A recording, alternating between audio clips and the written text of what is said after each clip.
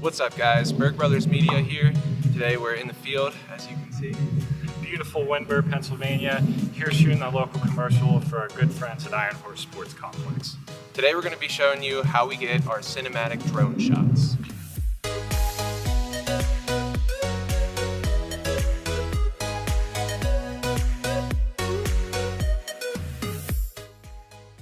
Alright, before we get into it, this should just go without being said. Make sure that you guys are flying in a safe fly zone.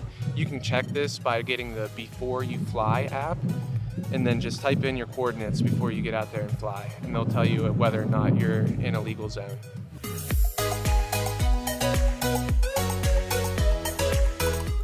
Tip number 1 is location scouting. Now before we even arrive on set, we like to check out Google Street View on our computer to make sure there's not any trees, wires, or anything of that nature before we even show up. Now once you show up, of course, there's going to be some obstacles in the way that you weren't prepared for. So we like to plan out our flight route when we show up on location and just make sure everything's all good to go.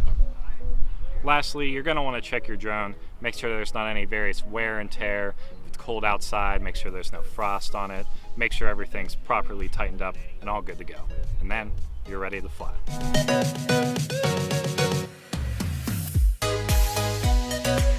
Alright, tip number 2, settings. Settings are one of the most important steps whenever it comes to getting cinematic drone shots. It's important to try to keep your ISO as low as possible. Try to aim for around 100 to 200. Make sure to always keep your shutter speed double your frame rate. So if you're shooting in 24 frames per second, your shutter speed should be 1/50. And if you're shooting at 30 frames per second, your shutter speed should be 1/60. This will help you get those smooth shots without any choppiness or lag.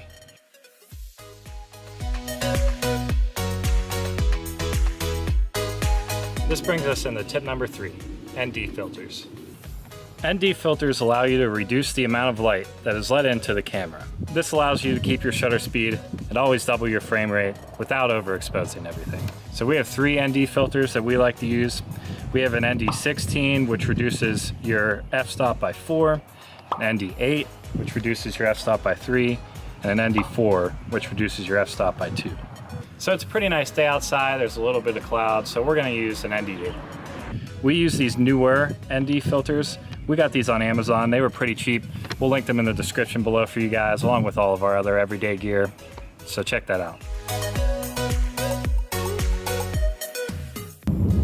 Alright guys, for step 4, we're talking about movements. This is where all your pre-flight preparation comes into play.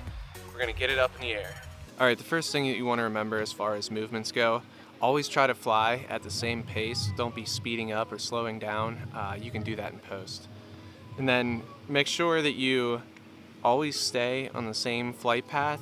Don't be going left and right and swerving. Try to pick one thing and then just go for it. A lot of the times what happens is you have a shot in mind and then you end up getting blown by the wind or get off track and you try to correct yourself in flight.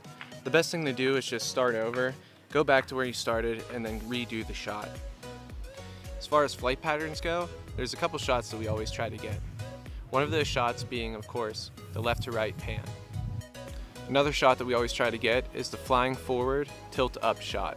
This is good for showing off your foreground and revealing your subject after the fact. The next shot that we like to get is the facing straight down and flying straight up shot. This is exactly what it sounds like. Just face your camera straight down and fly the drone straight up. This is great for pulling away from a single subject while revealing the exterior around it. Next shot that we always try to get is the pull backwards, fly up shot. So simply just fly the drone backwards and up at the same time for this one, lock onto your subject, and then pull back. This is good for ending shots, or in reverse, you could use these as revealing shots as well. Lastly, we like to work off of a subject much like you would using a slider with a DSLR. Simply just get something in your foreground and then slide to the left or right of it to reveal the subject. All right, so we're all finished up here in the field. Now let's head back to the studio for some post-production work.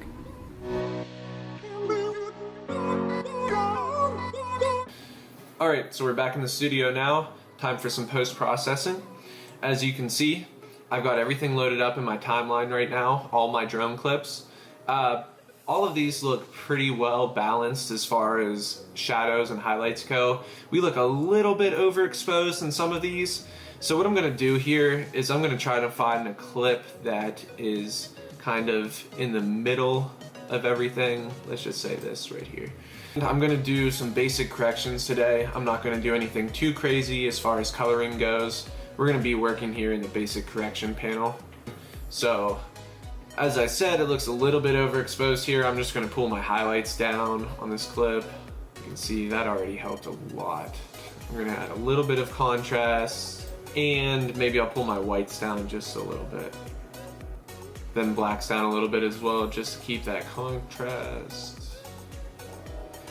You pretty much just wanna feel this out. Just these basic corrections right here until your shot looks good. So you can see I'll do the before, after, before, after. We just took care of those highlights and those whites, and then we added a little bit of contrast just so it pops. So now I'll pull up my effect controls. I'm just gonna copy this Lumetri color, hitting Command C, and then I'm just gonna apply this to every clip by hitting Command V. There we go. Then some of these you might have to make a little bit further adjustments, like this one here. You can see it's still a little bit blown out, so I'm just gonna pull the highlights down just a little bit more. There's a lot more techniques that you can do to color your clips to make them look more cinematic. Since this is a commercial production for a baseball field, we wanna keep things pretty natural and don't get too artsy with it. So we're just working within the basic color corrections right now. There's a lot of other more advanced techniques that you can use for color correcting. We're gonna get into that in a different tutorial. Okay guys, after you've made these basic adjustments to your coloring and position of your clip, you're good to go. Hopefully this video gave you guys a little bit of insight on how to get better drone shots. We're not saying that we're perfect or we do everything exactly the right way. This is just how we get our drone shots. Make sure that you like, comment, and subscribe. Ring that bell if you'd like. That'll turn on post notifications, so anytime that we upload a new video, you'll be notified right away. I think that's it. Berg Brothers, signing out.